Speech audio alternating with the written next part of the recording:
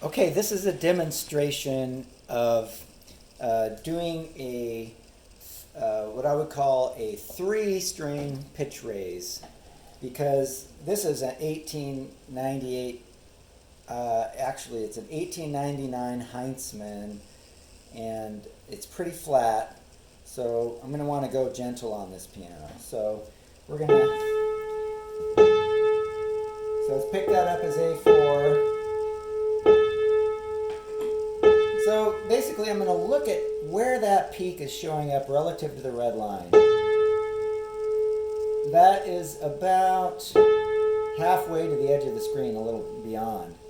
So what I really want to do is go, about 20% of that beyond the red line. That's sort of a general rule of thumb. And this is a rough pass, so you're going to want to try to get through this pretty quickly. There you can see the one string going up. Okay, I got one string up.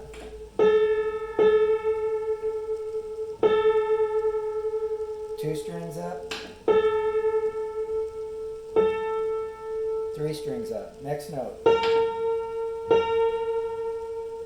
This one's a little flatter.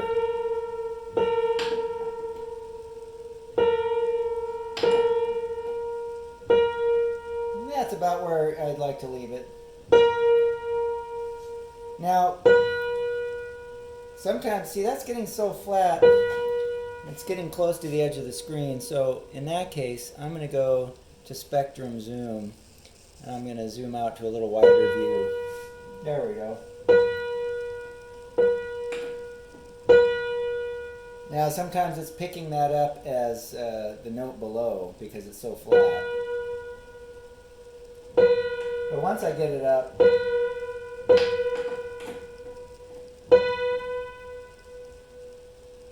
now that's a little kind of just right in the middle of the red line, so I'm going to nudge these up a little more. We just want to leave everything a little on the sharp side as you go through this. Just a little bit on an old piano like this, you got to be careful because, I have occasionally had a string break on doing this method. So be warned, you got to be a little careful. You got to be kind of aware of the condition of the piano. But generally, it saves a lot of time.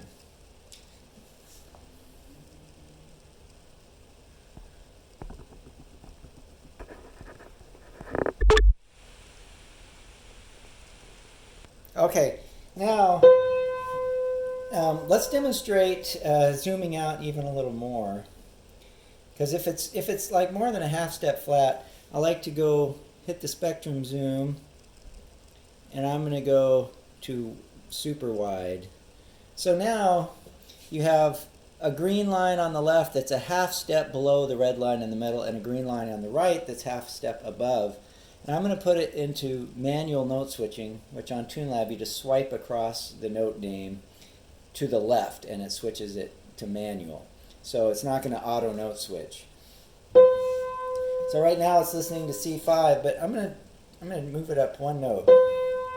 So now C5 is actually the green line to the left, C sharp is the one in the middle, and then D is going to be the one on the right. So let's see if we can just tune all three of these strings with this one screen. There's one string.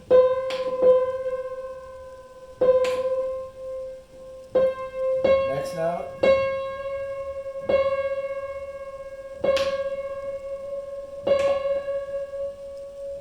Next note.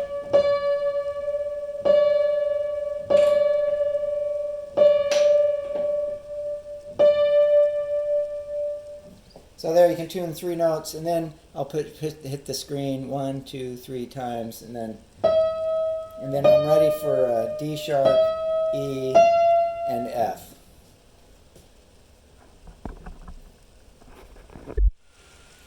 Okay, now I've tuned a bunch of notes roughly around A4, which was the note we started at. And I'm going to go back in A4, we'll see how much I actually dropped. Quite a bit.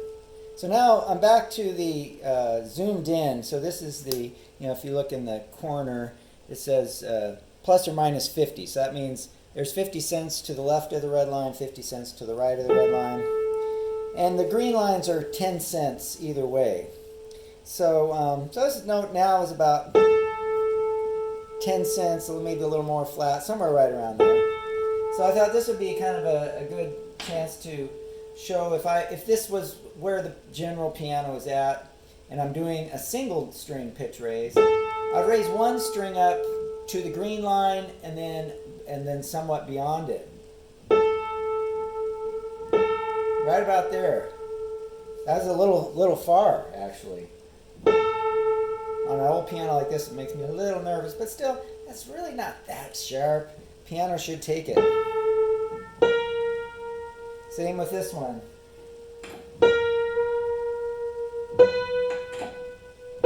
This one's not quite as flat. So that's what I would do. I'd bring one string up to the right of the red line about 1.5 to 2 times as far as the note is to the left of the red line.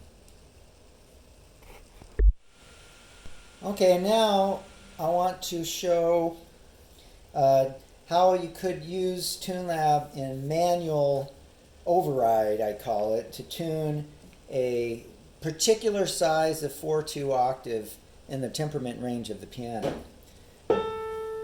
So it's on auto note recognize all, which means you can play any note on the keyboard and it fairly accurately goes to that note. I want to switch it to either manual or auto both. Auto both, it'll recognize the note, but it won't jump more than maybe 4 or 5 notes, either sharp or flat. So it'll stay in the same octave. And what I'm going to do, I'm going to assume this is the pitch I want. Looks like it's drifting a cent or so to the sharp side. Perfectly fine. Nothing, that is a totally accurate pitch, believe it or not. Okay, so we're going to jump up to A5 and we'll play that note again. Okay, and what we want to do is we want to center the machine on that frequency. It's pretty close. It's just going a little to the flat side, so we'll swipe a little to the left to calibrate the machine to this partial. The second partial of A4, which is A5. Okay, that's pretty dead center. Now, that becomes our reference for tuning A3.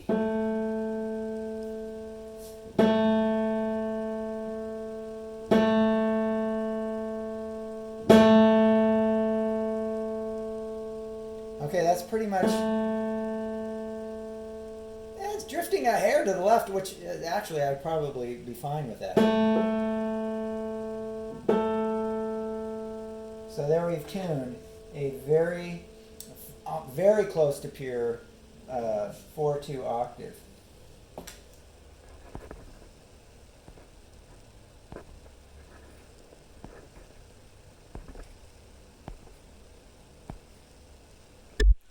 Now I thought it would be interesting to test that octave with the 3rd 10th test. You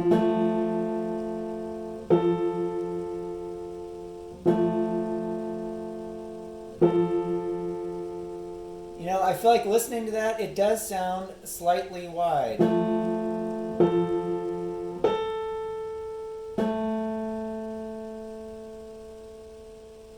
The machine thinks it's almost a cent wide at the A5 partial. Anyways, that would be a very acceptable AA and becomes a good foundation for tuning a temperament. Real quickly, what I've found is on spinets and very small grands, you really don't want to go any wider than 4/2 because the 2/1 really starts to become noticeable. At least you might listen for that and see. So basically, the smaller the piano, the closer to 4/2. You might even be tempted to make it a little narrower than 4/2 to get to 2/1 to settle down.